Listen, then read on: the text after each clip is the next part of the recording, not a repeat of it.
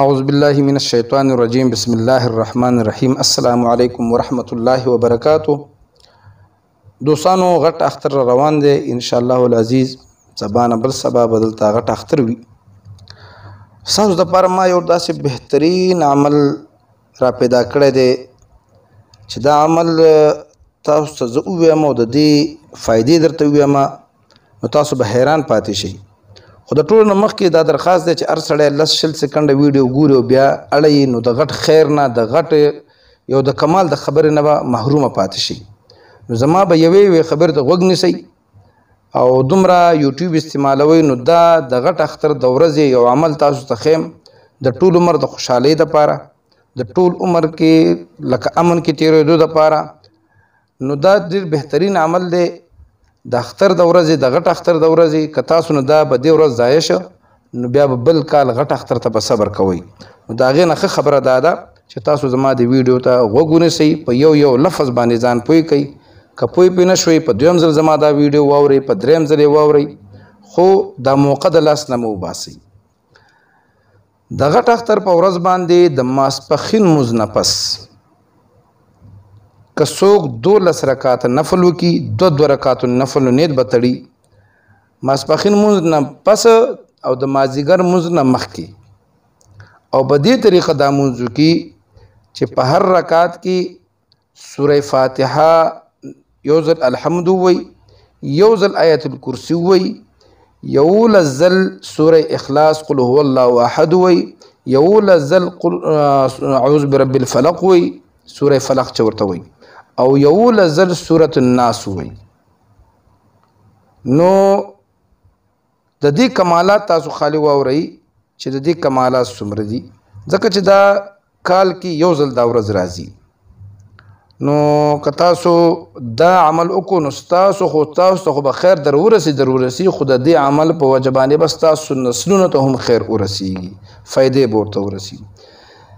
لولنی فایده خو دا ده چې تاسو باندې که چېرته جادو یا د جنات یا اثرات یا نظر بد یا بندش یا علاج بیماریانې په تاسو باندې راتلونکي نو هغه به الله رب العزت رد کړي، هغې ته به مخه وتړل شي.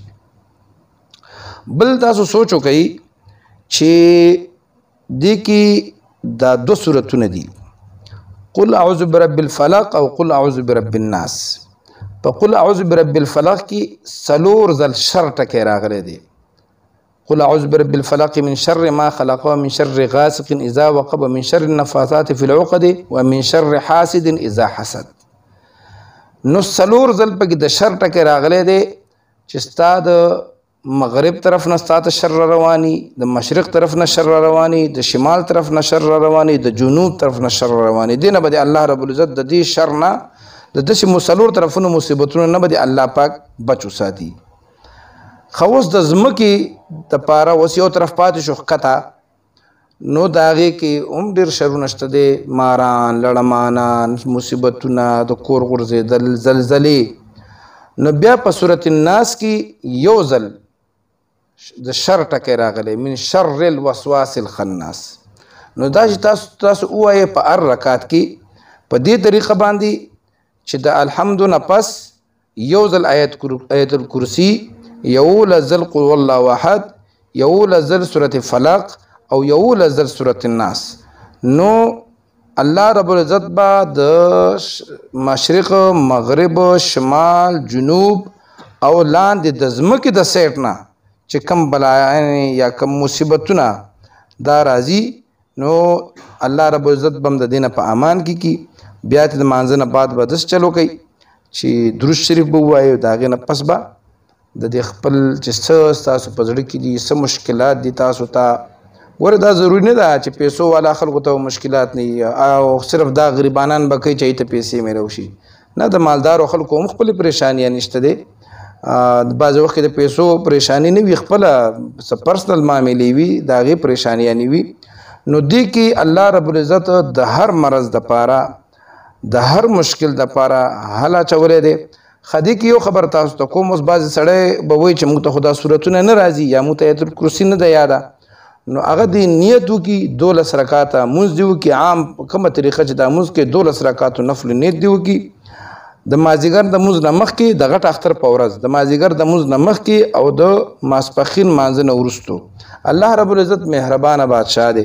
الله رب العزت به هم د دقه څنګه چې دی کې د دې منځو د دې داسې منځ فایده د هغه شان به الله رب العزت هغه انسان له ورکوي ځکه چې الله رب العزت فیصلې چې کوم دي دا په نیتونو باندې کوي. نو چې تاسو له نه درځي او مجبوري ده نو الله رب الرحیم چې کوم دی هغه غفور رحیم دی او بخونکی دی په خپل بندگانو باندې خاص رحم کوي. الله رب العزت دې ستاسو زمونږ د ټولو مشکلات آسان کی زمونږ الله دې ټول مرادونه پوره کی. صلی الله تعالی علی خیر خلقه و نور عرشه وزینة فرشه محمد و آله و اصحابه اجمعین.